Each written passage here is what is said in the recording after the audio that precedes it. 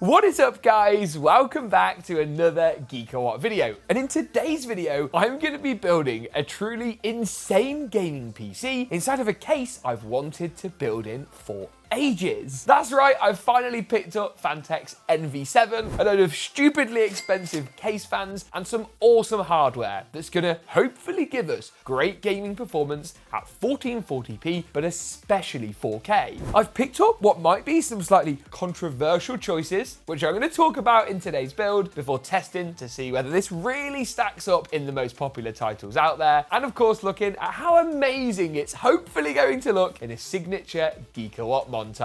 Let's do this.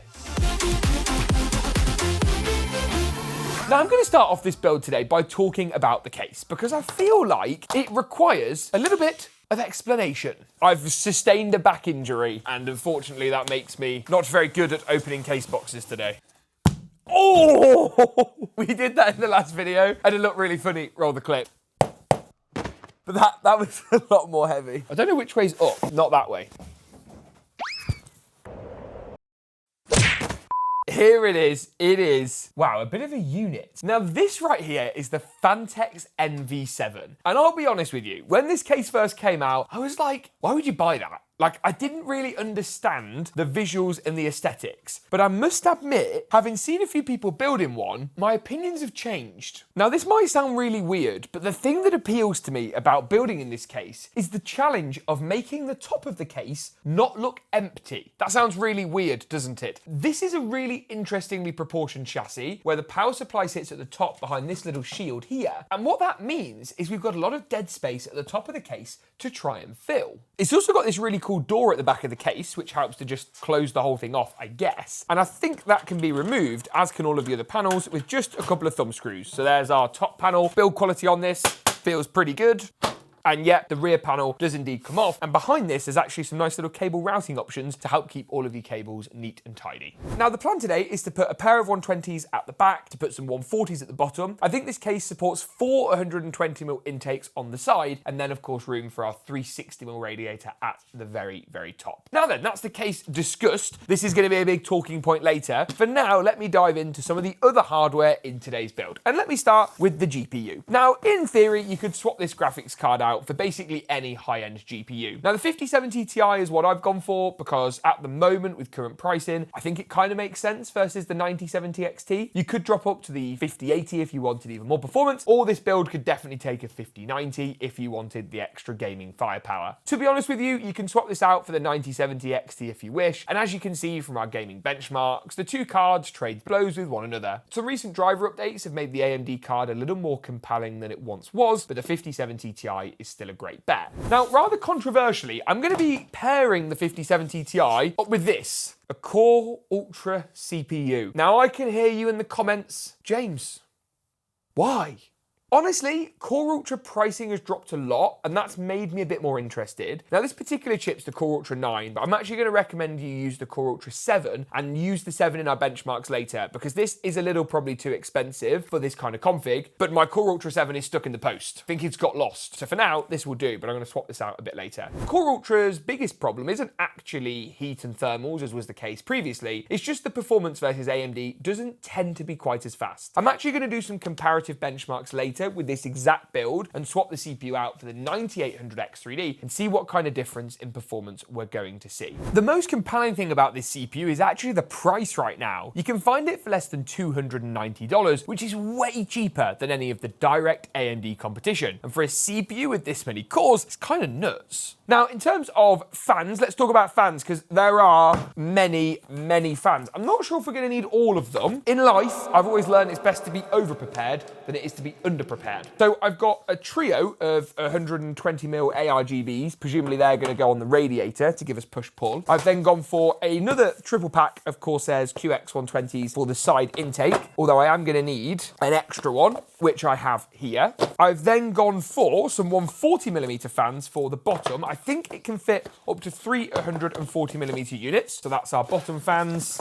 And then I need some more 120s for the rear. So I'm 2 fans short, believe it or not. I am going to do push-pull, as I say, for the radiator at the top. That's going to help to fill out this space here and hopefully make things look a bit less empty. As I said earlier, these are Corsair's QX fans, and they are really rather lovely. Now, you can see here we've got the standard fan blade with an outer RGB and an inner RGB ring. At the back of the fan, we've got, again, more RGB here. The great thing with these is you can put them in any orientation and they still look good. You've not got any ugly hub to worry about. And if you can see, just here, we've got our IQ Link connector. You can actually daisy chain up to 14 devices together in IQ Link and control them all individually, which is really, really great. These fans are expensive. The alternative would probably be Phanteks D30s, but they're going to cost you a similar amount of money and don't have quite as much control as what you'll get from Corsair. To be honest though, the dilemma is an aesthetic one rather than like one being better than the other. With the fans talked about, I am going to mention the cooler briefly as well. This is the Corsair IQ Link H150i LCD. On the basis, I want the rad at the top, and we only have support here for 120 mils worth of width rather than 140 mil designs. 360, I think, is as long as we can go. So that's why I've gone for this. And it's got a nice little screen on, so you can display loads of cool metrics. And it makes sense in a build like this to just buy into one ecosystem. And that way you can sync everything together nice and easily. In terms of power today, MSI very kindly sent over their MAG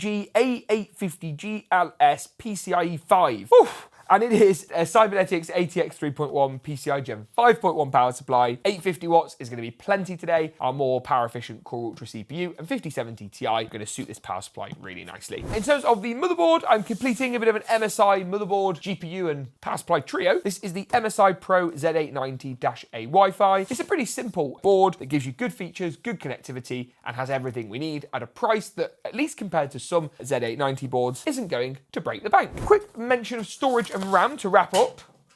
The CPU has fallen on the floor. RAM, I've gone for this Trident Z5 Neo kit. Just gone for 32 gigabytes today, as this is a gaming-oriented build. Of course, you could drop up to 64 if you wanted to do more kind of productivity tasks. And look how good it looks. It's beautiful. My favorite looking RAM design on the market, and G.SKILL are great when it comes to that kind of stuff. Then, in terms of the SSD, I'm rounded off with Lexar's NM790. It is PCI Gen 4, not PCI Gen 5. But again, I think Gen 5's overkill for this build, and I don't think we need to spend the extra cash. So with that, I think I'm pretty much ready to go. Just going to go ahead and take off the rear panel of the case and then begin by installing as many parts as possible into the motherboard. First port of call is the CPU. I haven't installed a Core Ultra CPU in ages, so I need to gently remind myself of what to do. Going to go ahead and just drop that into the socket like so, very similar to AMD nowadays. Pop the arm down and we should be good. The next step is then the RAM or the memory. I can't stress enough how much I love this G.SKILL Trident Z5 Neo RGB. It just looks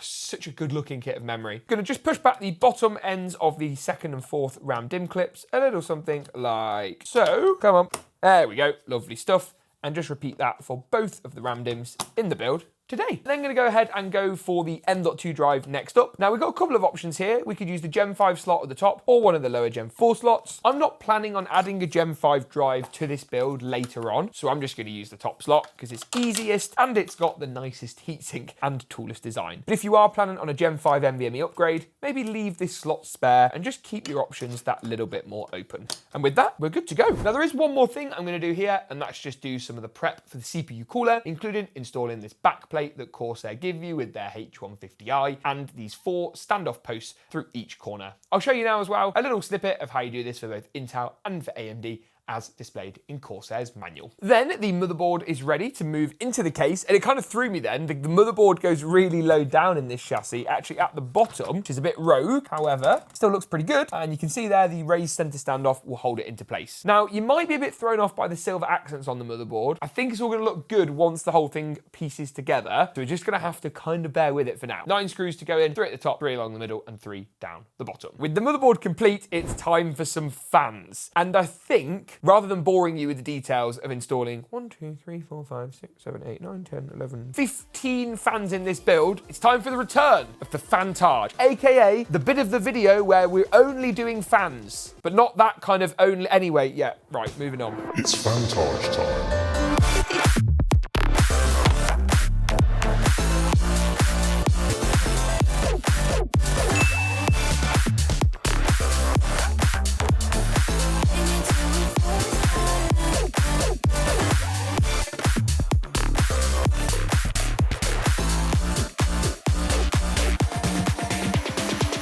Right, So the fans are in and it's starting to look a little bit better. Now, believe it or not, that rad is in push-pull. You just can't fully see the fans, but I'm hoping the light will reflect off nicely. Now, with that done and dusted, it's power supply time next. Now, today's video isn't intended to be a full cables and wiring guide, but I'm just thinking about it, and actually some power supply cable extensions in here would look rather nice. And thankfully, I have a drawer full of power supply cable extensions, including a motherboard one, this one here, including some CPU ones, these two just here, and a GPU power cable extension as well. So I'm gonna go ahead and get those plugged into the power supply cables, get the power supply screwed in, and then wire up all of these alongside all the front panel cables I could need up to the motherboard. And then finally, with the cables done, it's time for the GPU. Now, I've got the MSI Ventus 3X that I'm gonna chuck in here, but I actually think, depending on how it looks, I might swap it out for a slightly more, shall we say, elaborate 5070 Ti. So this is gonna do a great job of matching it with the motherboard, and I actually think that ties the whole build in together quite well. But I'll put some comparison shots of this versus one of the more like heavier gaming oriented cards with a bit more RGB. I do think the silver matches the board though, and actually ties in with some of the themes on the fan. So yeah, it's one of those decisions in a build, always trying to get the color scheme right. And I think going for something in this case that was just all black might have looked a little bit lost, if I'm being honest with you. Now, just gonna remove the thumb screws on the two PCI lanes, and then go ahead and slide the graphics card in. So, bit of pressure, push. Gonna use the same thumb screws to secure it back down, plug in our PCI Gen 5 braided PSU extension cable, and I'll rejoin you in a minute once we've seen well and truly how good this thing looks. Roll that montage.